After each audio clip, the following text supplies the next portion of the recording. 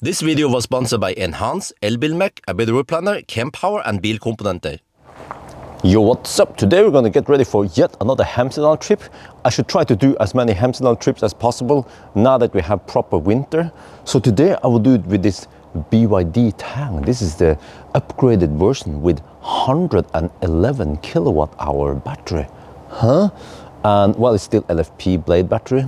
There's a new front. Other than that, I'm not sure how much they upgraded, but okay, it can charge at 170 kilowatt now. I saw it yesterday when I did the charging test, but it seems like it actually rapid gated. But that's a different story. So today I want to know, this thirsty beast, yeah, it is actually quite thirsty. Can it go all the way to Hemsedal and back again? Let's find out. So the new front now looks more modern, looks more like an EV, not a fake grille like we had before. It actually looks similar to Autosteer. So, and maybe Sea Lion. So yeah, I finished charging to 100% just now. And then since this is a Chinese car, then it's a bit weird in many ways. We have to look here in car scanner to look at how many kilowatt hour we have charged and discharged and estimate how many kilowatt hour we can get out of the battery. Because unlike other BYDs, when we shut down the car here, we don't see how many kilowatt hour we consume on the last trip. So that is strange. Another strange thing is that here, I get a little bit of sun here. But if I navigate to, wait, I want to go to Shell Hemsedal. I tried to search for it and I found it, but I'll also show the other way is that you can just swipe here and then find, let's see, Hemsedal should be, there. Hemsedal should be here, right, roughly. Even if you press on that Shell station or on any point nearby, okay, Shell doesn't show up yet. There, Shell shows up. If you do this, or if I just press and hold on any point outside there, when I do set as destination, nothing happens. And the back button doesn't work. Whatever, I think maybe we just have to start driving. But first we reset trip A here. There, you see in the bottom, and then also we can just reset trip B. We're gonna check distance. That's actually not too important. We want to know about here, 4511 and 4439, and then also battery temperature when we start is 25 to 32 because we fast charged yesterday, and it seems like the heat retains in the battery for a long time. Okay, and then we also clear this data, if that matters, and then we also clear graphs here. Okay, let's go.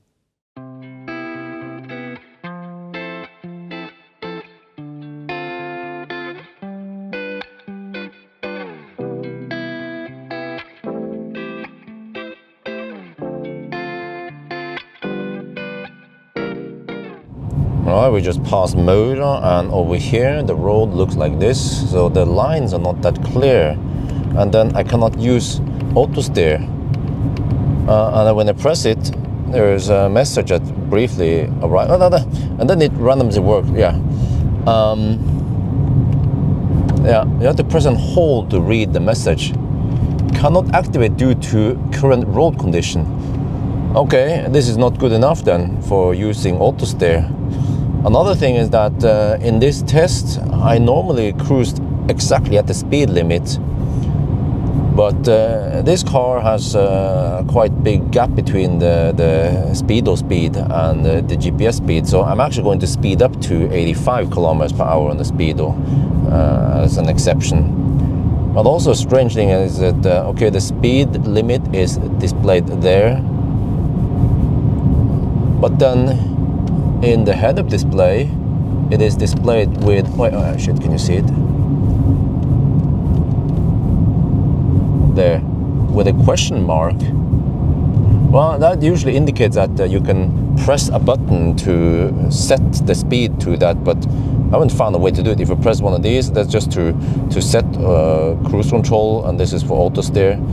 So yeah, that is strange, but yeah, now we're cruising exactly at 80 kilometers per hour GPS speed.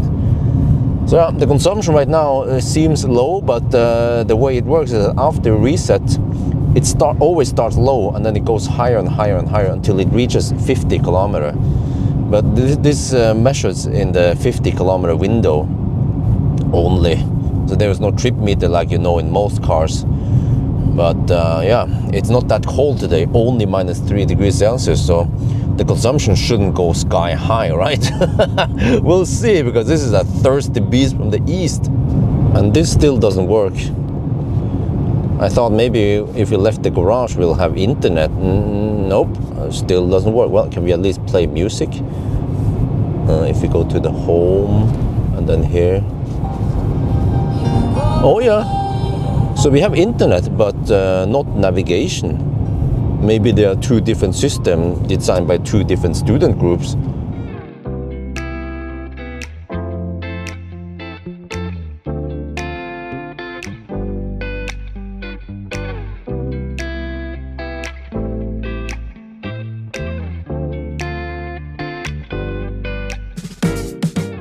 We just passed Hønefoss, and yeah, how does this car work? Well, where do we start? The Autosteer is nervous even when you drive slow. Okay, now it actually works when you have some snow on it. That's pretty good. But many times when we have just a slight, well, a curve, not that sharp curve, not a hairpin curve, suddenly Autosteer will just disengage. Not only that, but the cruise control will also stop without any warning. So that is strange. Now, okay, now Autosteer is working, but is it how it drives? No, don't do that, don't do that, don't do that. So I have to constantly watch over the Autosteer, because otherwise the car is trying to kill me. When it comes to consumption, I look in the data here, and versus the distance we have driven, and I worked out that we have averaged 210 watt-hour per kilometer. But you see, this is for the last 50. Oh, no, dude, what the heck? The car just tends to steer to the far right. Did they copy Tesla? But okay, now actually Tesla is actually not doing that. Tesla tends to do that only when there is a merge in a motorway. Otherwise, Tesla would be rock solid over here, even without any clear road markings. But yeah, so here it seems like we have 189 watt-hour per kilometer. Well, I mean, that was for the past 50 kilometers, but for the past, when it didn't start, for the past 84 kilometers, then it's around 210. And that is good news, because I calculated that we need to average lower than 245 watt-hour per kilometer. So that means that there's indication that we could make it to Hemsedal and back again. Yeah. All right, so now I'm just gonna try to enjoy the car and the sound system. Well, the Dyn audio, it's not that great. I listen to it. And also one annoying thing is that, okay, here we have this Spotify, really nice. Wait, huh? Okay, yeah. But when I play music here, right, and I can use this to adjust the volume. But if you want to use this volume control down here, it's kind of hard to show you. This volume control is kind of tricky, because it tends to slip. So if I try now and scroll, it's hard to scroll it. And then if I accidentally press it, then it just mutes the whole thing and it becomes like this. So really bad ergonomics here. There. So just avoid touching that button then.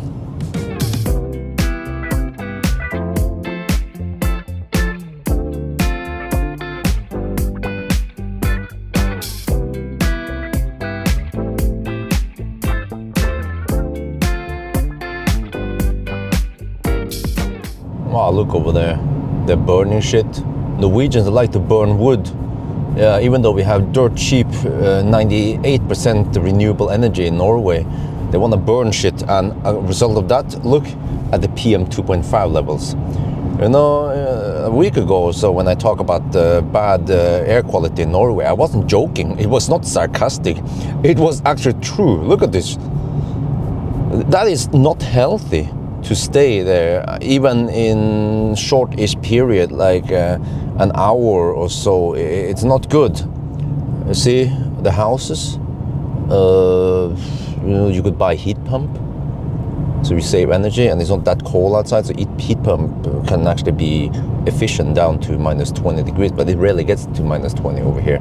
It's usually around 0 or maybe minus 5 like today. Yeah, 90. Maybe it's better to be in Thailand right now. How about we stop burning wood? I don't know why Norwegians like burning wood, because it's impractical. If they complain about, oh, EVs are so impractical, you have to plug it in. Well, burning wood is even more impractical. You have to buy the wood or collect the wood, and then you start the fire, and then you take out the ashes, and to keep adding more wood and stuff. And why don't you use a heat pump? You can make a smart house, you know? How is it here? Slightly better, 86. What about that Sokna over there? I'm gonna check it out. Maybe it's even worse. Oh, heavy. 224. Shit. 260. Severe. Dude. What the heck, man? What's going on? 304. It's not because of the truck. I know, you know, the trucks over here, they are Euro, what is that, Euro 6 or something? And we followed the truck earlier anyway. Okay, it's slightly better now. So there are pockets where it is really unhealthy. Okay, then it improves. Yeah. Welcome to Norway. See, how is it going? Now here is over better. Okay, good. Okay, let's just rule out the main suspect here, the truck, right? You see, we are now right behind the truck. It's accelerating. It's going uphill. And then it's still excellent. Yeah, so don't blame the truck, blame the burners. We are in tunnel, and Autosteer initially didn't work, and now it works, but then it randomly just disengages. See if I can catch it. You can see the blue Autosteer icon over there. Well, I can actually check out the head-up display instead. Oh, you see, suddenly it just disengaged, started steering me against the truck, man. I'm starting to believe that these Chinese cars, they are pre-programmed to try to kill me. Look, no, don't do that. What the heck, man? I mean, in here there's no snow, so there's quite clear lines, and the car just fails to engage. Okay, and then it deactivated. So it's so random. And it's also so random with BYD, because some BYDs like the C-Line 7 is very good, but then this Tang seems to be bad in almost every way. Oh, this is pretty cool.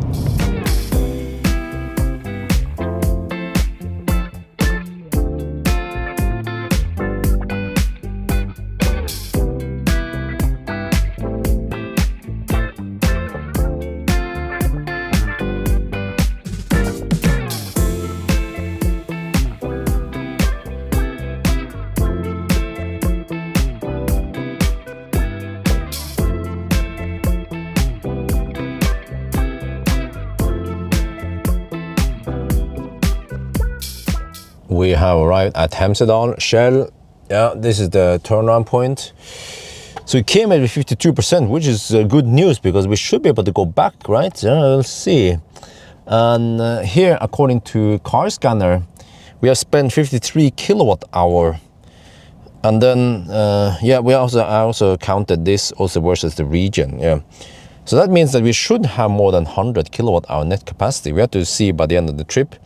And then also consumption, the last 50 kilometers was high because it went uphill. But since Jessheim, we averaged 241 watt hour per kilometer. Yeah, all right. Yeah, driving time is weird. 3.1 hour. It's not 3 hours and 10 minutes. It's actually 3.1. It goes to 3.9, for example. So actually 0.1 hour is 6 minutes. It's like 3 hours and 6 to 12 minutes right now. Yeah. Okay, but yeah, the battery, oh yeah, this is also strange. The battery has cooled down during the drive, but there is a huge gap here between min and max temp. Huh, really? 14 degrees Celsius delta between min and max. Okay, so yeah, I'll just stop the car. I can show you when you stop the car. This is what happens. You get the kilometers and you get the time, that's it. Whereas other BYDs shows you also how many kilowatt hour you spend on this driver before you stop it. So it's strange, like don't they share the same software? All right, I had some food, had a little restaurant break here. The car was just parked outside here in the cold-ish weather, not preheating anything because I want to simulate that we go skiing. Okay, it was a quick skiing, but now we're gonna head back to Jessheim. I had to shut down car scanning because if car scanning is connected and the car is locked, then the alarm goes. It's a safety feature. But yeah, every time I enter the car, I have to do this. Well, you can actually, here is the annoying beep for going over the speed limit. So you can just actually click there. You can see that icon changes slightly. Yeah, but this is easier because then you see that you have turned it off. And then also go to DMS, which is the driver monitoring system. I'm going to turn off this. Also want to go to ADAS, and you go to safety assist, and you disable emergency keep lane assist. You have to disable that every time, and then lane departure assist, disable that, and now we're ready to go. 12 to 26 degrees Celsius in the battery. This is a discharging limit, 454 kilowatts, still maximum. This is charge limit or regen limit. And then also if you go here, again, and then if I try to type, yeah, vi Rema 1000 bilporten Jessheim. That's, okay, Remen. Then it works. Maybe navigation only works on the way down the mountain, not up the mountain. Battery may run low when you reach destination.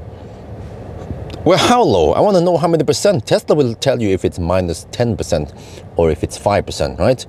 Here, seems like the system is not accurate enough to give you estimation on how many percent.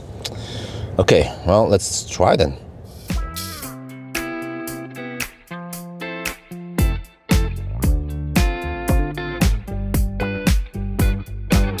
This is strange. You see, when we are in the navigation now, press home. Where did that home thing go? Press the car, okay, you get the car, but normally you can go home here, right? Well, if you press back, then it ends the navigation. Huh? And then you see this. That is really strange. And you can go here, of course, and I can go again to this, and then navigate again to the same point. But yeah, normally you press this back, whatever, to exit navigation. But then this should be a different back, right? You see here, and navigation stopped. Wait. Okay, go again there. Check something. Okay, if I use this back, it doesn't say navigation stopped, but it stopped the navigation. The inconsistency. Shit.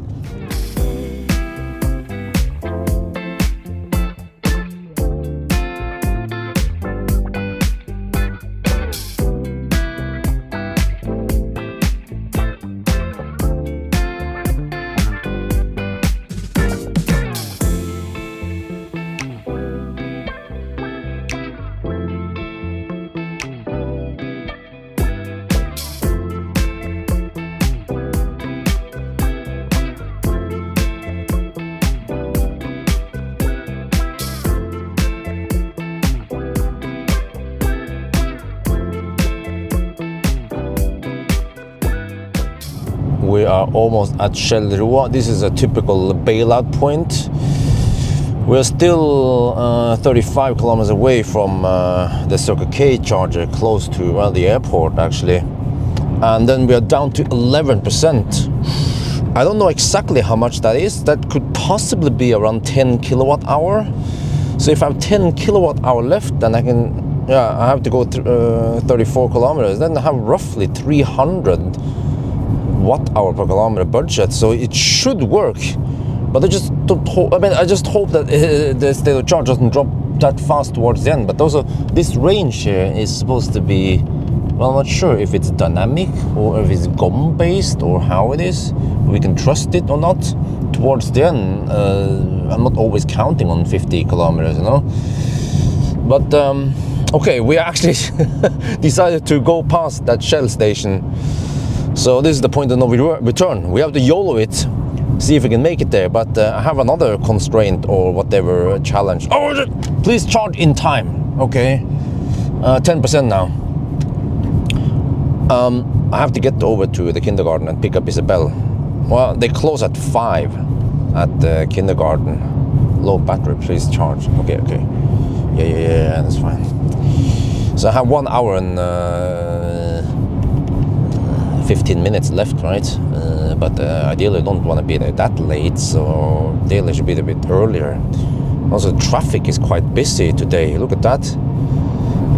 Next week we have winter holiday, so lots of people are traveling now. Well, this is Thursday.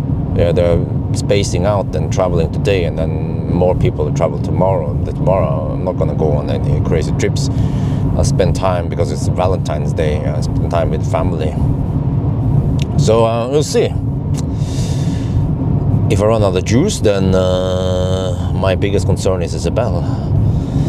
Yeah, what to do then? Hey, what the heck happened to the battery temperature? Huh? It was at 10 degrees, 10 to 20 something for the longest time. The battery has gone up. It seems like the car is heating up the battery, because the power limit was dropping.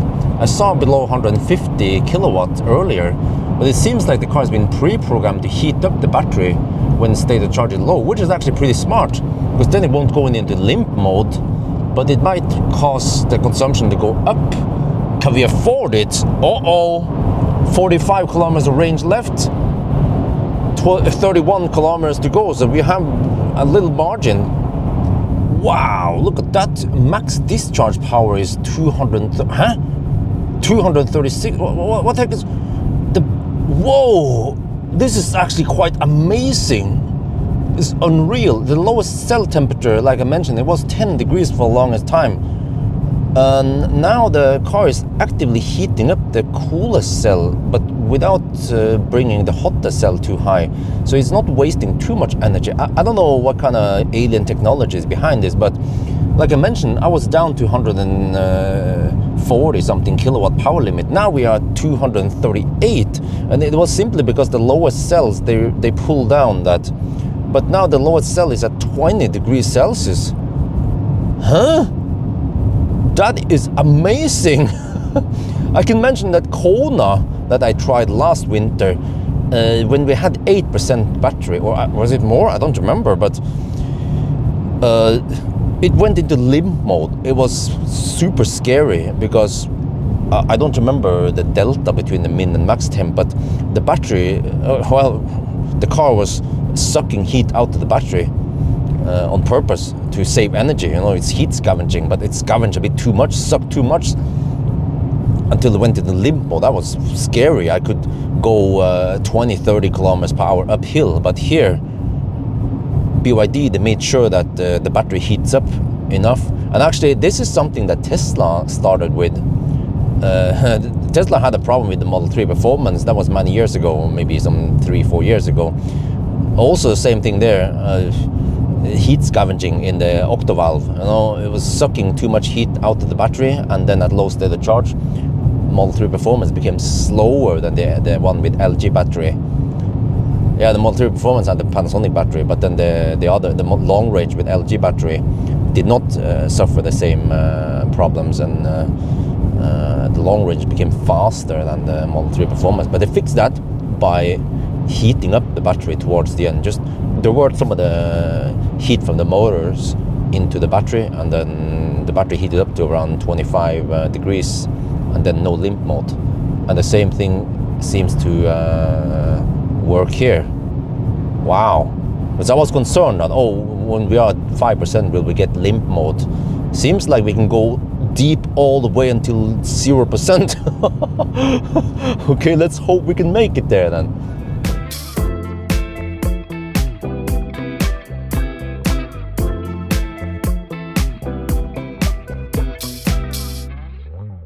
Alright, this is it. We're down to 4% left. Power limit is 116 kilowatt. So it seems like BYD was pre-programmed to do this heat up burst, because after that suddenly the temperature start falling again. So we see we are down to 17 degrees in the min temp. Yeah, that's what dictates the power limit towards the end now. But that's fine, because we are almost at Circle K. So it's a bit busy. Yeah, today is the Thursday before, and then Friday tomorrow, and then the winter holiday next week. So actually lots of people are traveling. So let's hope I can find a slot here. because I have 17 kilometers range left, 3% now.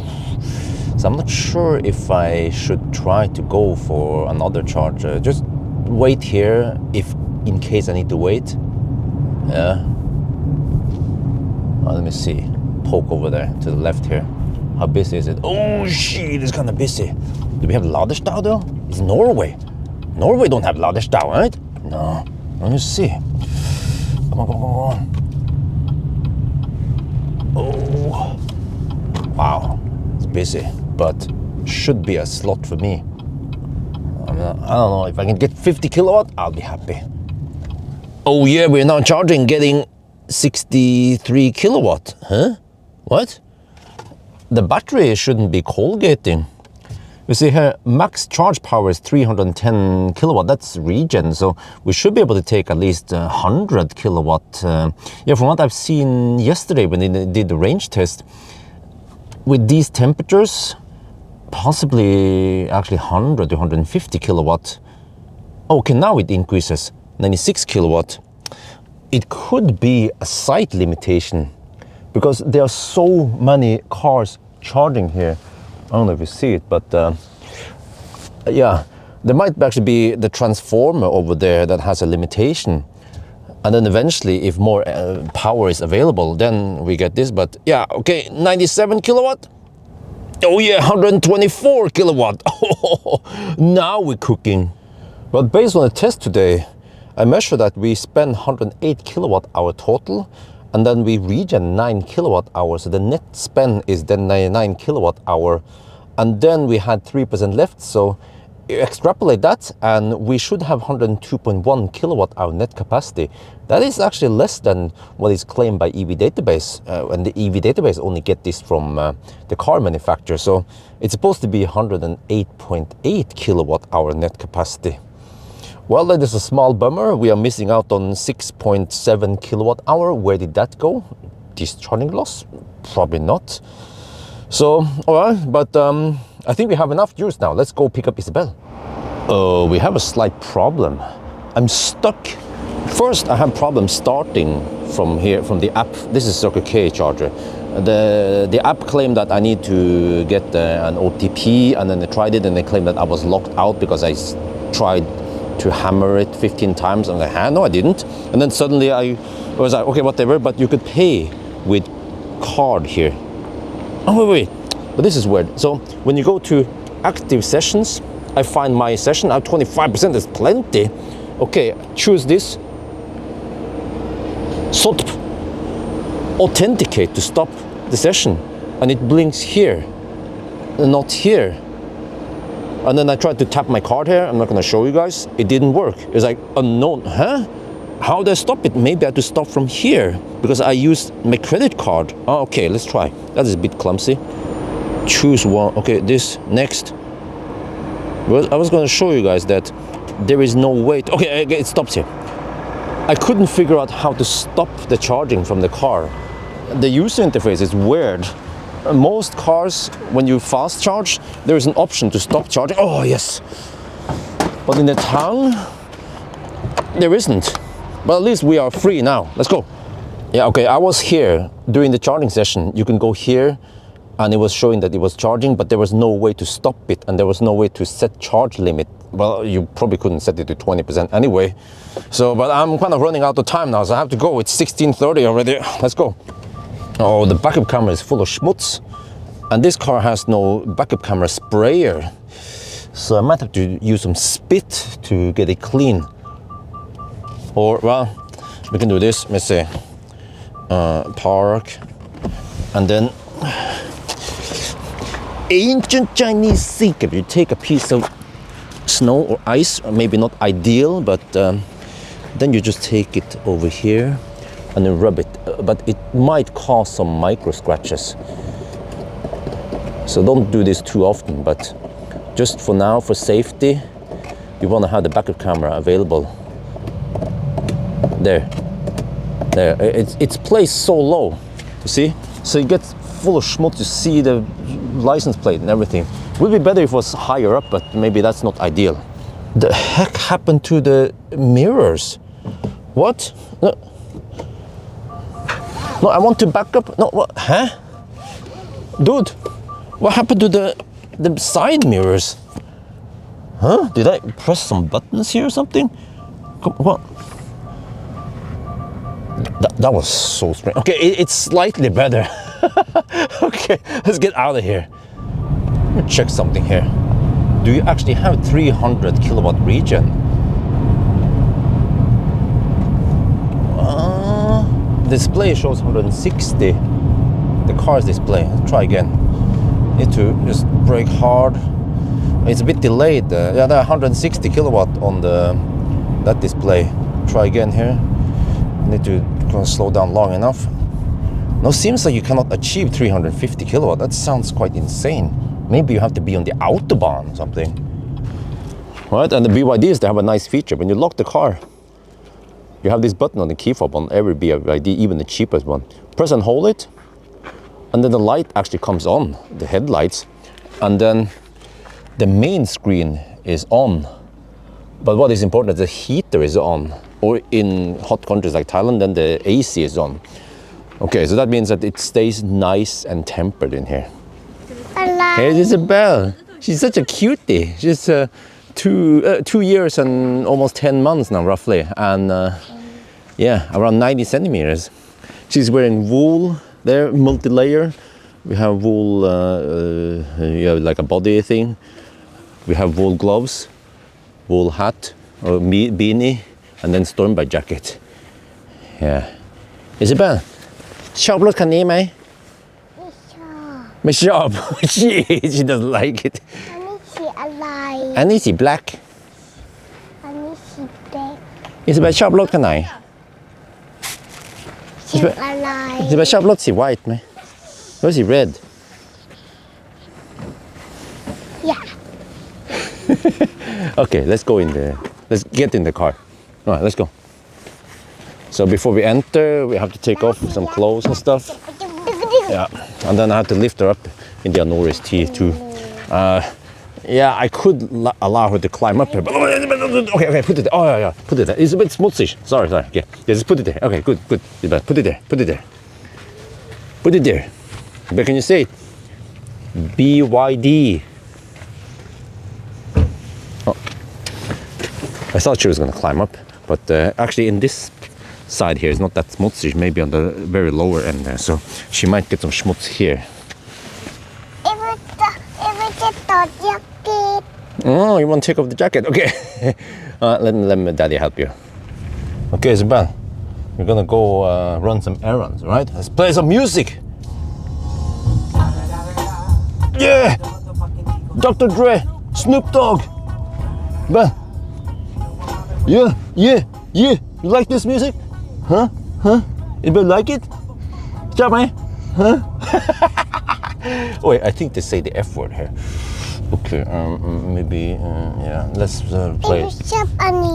Shop here. What about Baby Shark? Let's play Baby Shark instead. Well, we're back home. It's getting dark, but actually the days are getting longer and longer. Yes, we are now in the 13th of February. Tomorrow is Valentine's Day, so I will spend time with the family. We're gonna go to some Thai restaurant, and yeah, maybe I'll make an episode, or maybe I don't want to make an episode after all, at all. We'll see.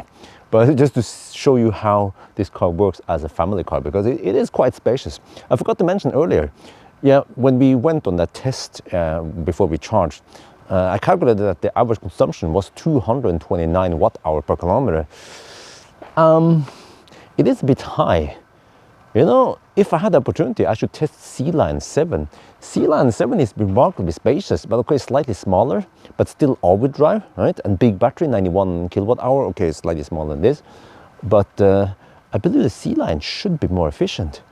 But 229 watt-hour per kilometer is just slightly worse than the Seeker X, which is a lot smaller car. So in that regard, maybe it's not that bad, but the weather wasn't that bad today. Okay, we had some snow, but it wasn't freezing cold. So yeah, I get the impression it is a bit thirsty, the Tang. But overall, I say good car in general, fast if you want to. It has some nice software towards the end, so it doesn't go into limp mode. That actually matters. I actually receive okay charging speed once we plugged in, but also some annoyances with software. But overall, I feel like maybe it's a bit outdated. So just wait, okay? Wait one more week. If you want to buy this car, just wait until I test the C-Line 7, because think about it, C-Line 7 can charge at 230 kilowatt. This is only 170 because it's probably on an older platform, even though it's a bigger battery.